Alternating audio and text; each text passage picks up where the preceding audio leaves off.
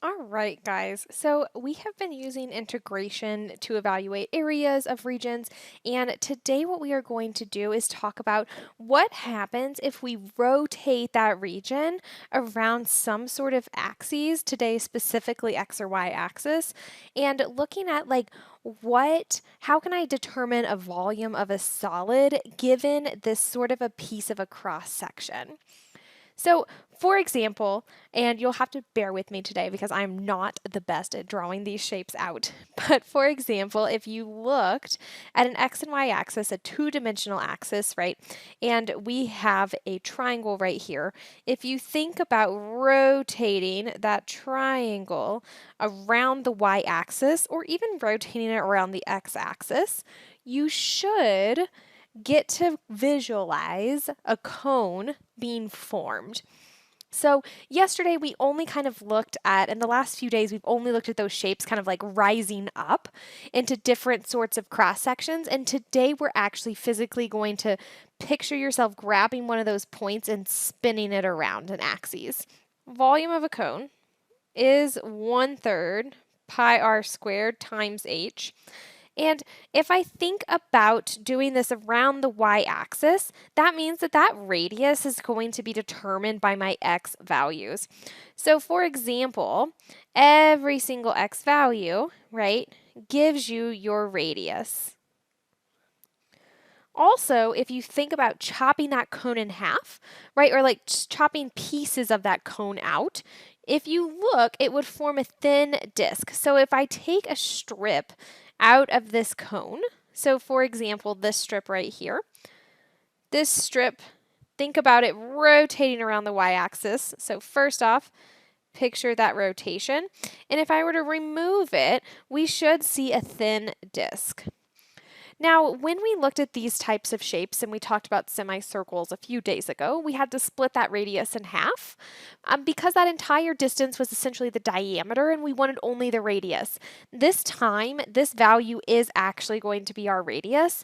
And the reason why this is our radius is because the piece that we're given is actually half of that circle since it is rotating all the way around, right? So it has that plus and minus value.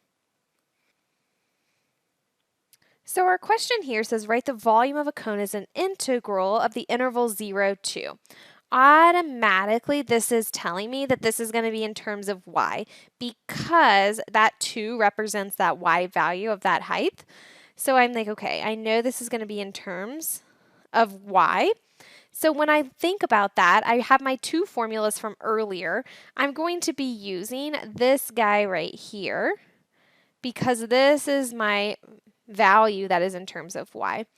So we know that volume is going to be the integral from 0 to 2. And I'm going to say over here that this is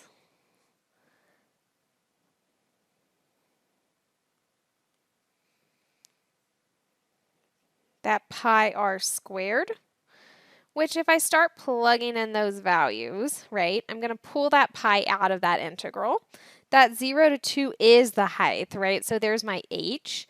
And then I have my r squared, and my radius in this case is going to be represented by this expression since we are in terms of y. So we have 6 minus 3y squared, and this is in terms of y. Again, it's a good check. I know that I'm going from 0 to 2. 0 to 2 is that y value or that y height. So I know that my variable needs to be in a y. If I were to work this out by hand, let's see what we would get here. We get pi integral from 0 to 2. What do we have? 36 minus 36y plus 9y squared dy. We're going to integrate. And once I do that, I get 24 pi. So all I did was I integrated and then I substituted that 2 because if I know that that 0 goes in, it's just going to cancel all out. So 24 pi cubic units. Now, it is important to recognize that when we're dealing with this is called the disk method because if I were to slice thin sections out of all of these, I would get disks. Now, Thinking about the volume, we kind of touched on this earlier. That integral is kind of what takes care of that height. So we know that volume is like pi r squared times height, or in this case, width of the disk, right? Because every single width of the disk added up, if I add up a summation of every single width, I would get that total height. So that width is going to be taken care of by those boundaries, right? You're saying from here to For here. that pi, remember that That pi r is that squared. constant, so he gets pulled out of that integration. So regardless of horizontal or vertical axis of revolution, that means that that pi is still going to be outside. For horizontal axis of revolution, we're using those x inputs, right? Because we're rotating around that horizontal. So if we're rotating around the horizontal, it depends on your input of x's. So this guy right here, you're in terms of x, so this should all match up. Horizontal, x's dx. Because that radius is driven by that y output. When we are looking for vertical, it's in terms of y. So let's think about that vertical really quick. Here is this vertical guy. So if I'm looking vertical, you know that where I'm traveling is from x to xy value. So that x value gives us that radius. So for that vertical, the x value gives us the radius. So we input y because we're traveling from one y value to another, or we're stretching around that y axis in order to rotate. So that vertical should all have those y's and the horizontal should all have those x's. Super great check there.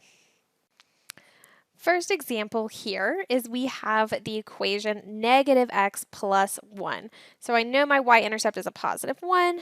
I know that I'm moving down 1 over 1. So we have here 0, 1, 1, 0.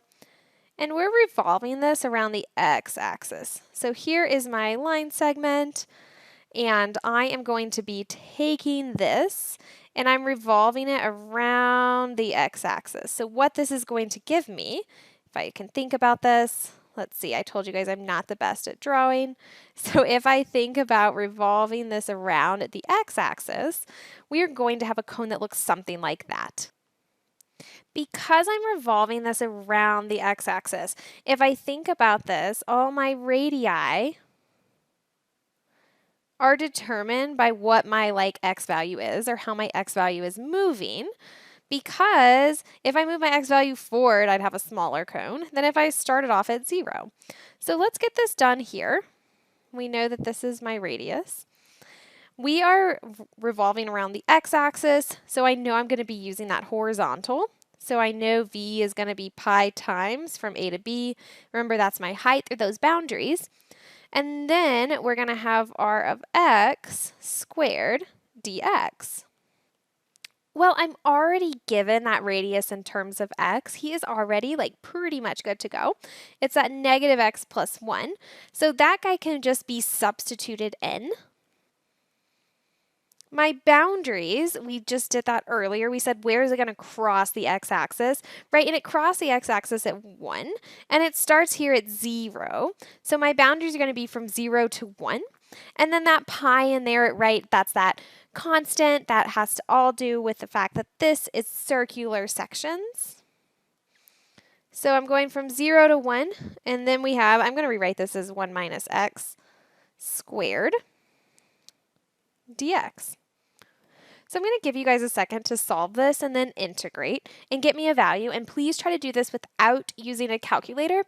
A lot of times you will be allowed to, but sometimes you will need that setup without a calculator. So it is important to be practicing those skills. If you need to, remember to write this out as 1 minus x times 1 minus x. When you check that answer, you can take a pause and look through my work. You should have gotten pi over 3 units cubed after I integrated and substituted those values, or 1/3 pi. That also works. All right, my next example, let's get that out. Okay, is asking us to have the square root of x from x equals 0 to x equals 4, right? Those are our boundaries. So we have a 0, we have a 4. And then we have that y equals square root of x. So let's just like draw that here. And I kind of like to make it a little bit exaggerated.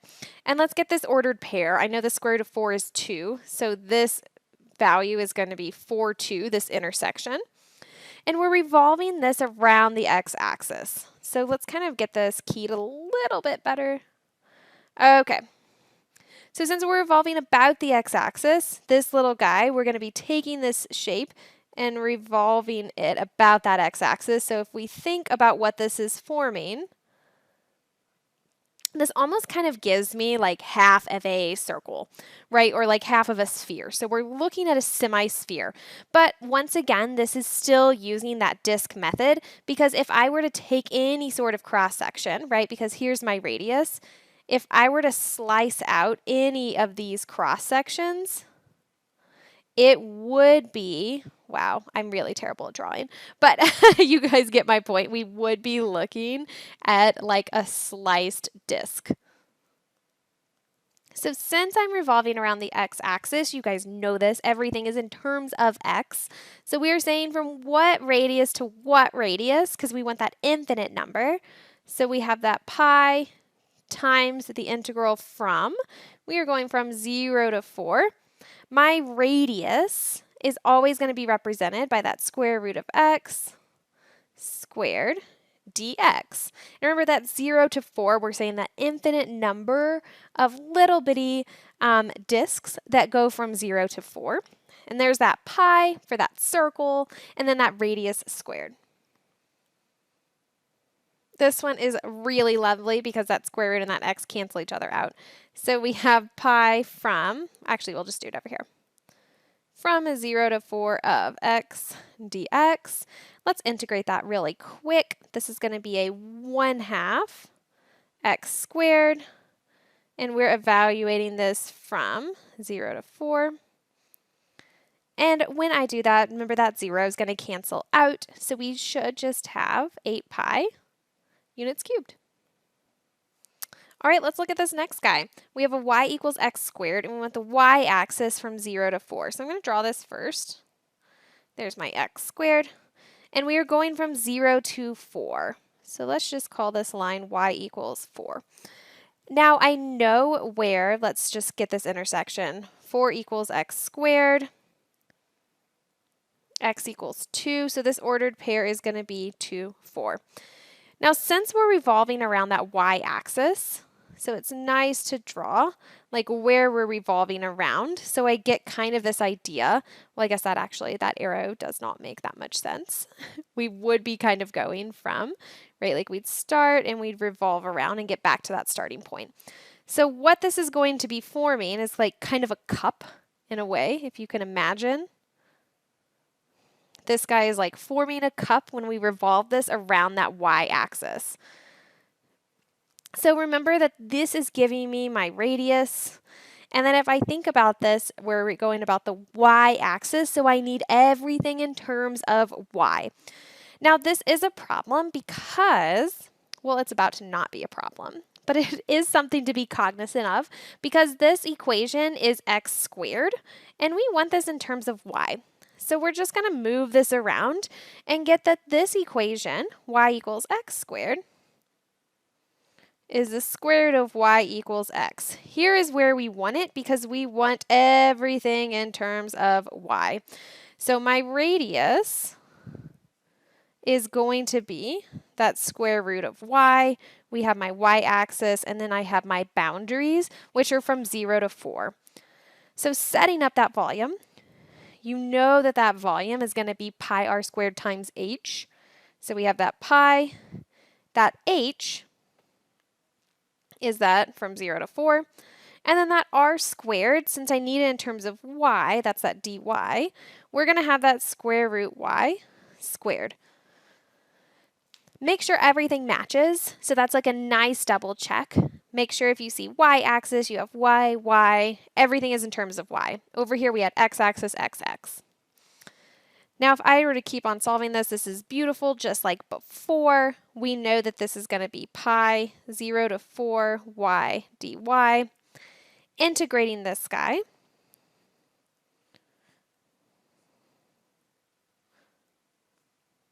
I still get 8 pi cubic units. All right, let's tackle this last one and call it a day. We have y equals e to the x. Think about substituting some of those values if you need to, right? We know that if I substitute a 0, anything to the 0 power is 1. And then I know that if I were to go up from here, we are going all the way to 2. And I know that e to the x, that's exponential growth, because e is like that, what, 2.71? Oof, I might have said that wrong.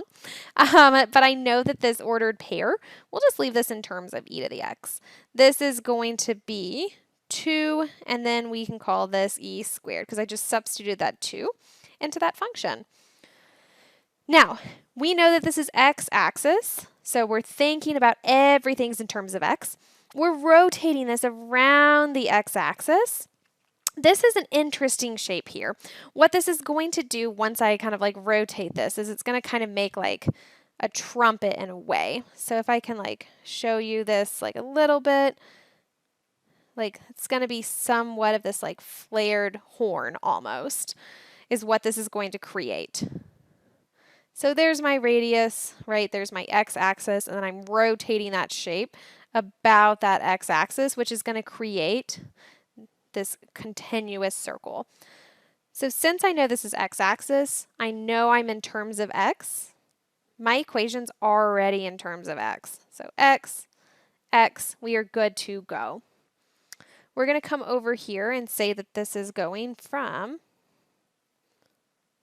0 to 2.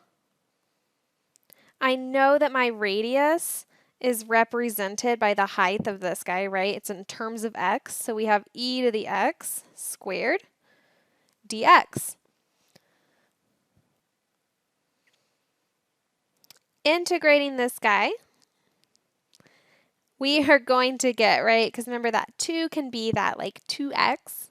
So then when I integrate, I just multiply by that 1/2. So this is going to be pi times, we have e to the 2x divided by 2. We are integrating from 2 to 0. Now I'm going to do a little bit of manipulation here. I'm actually going to pull that 2 out as well. So I'm just going to call this pi over 2.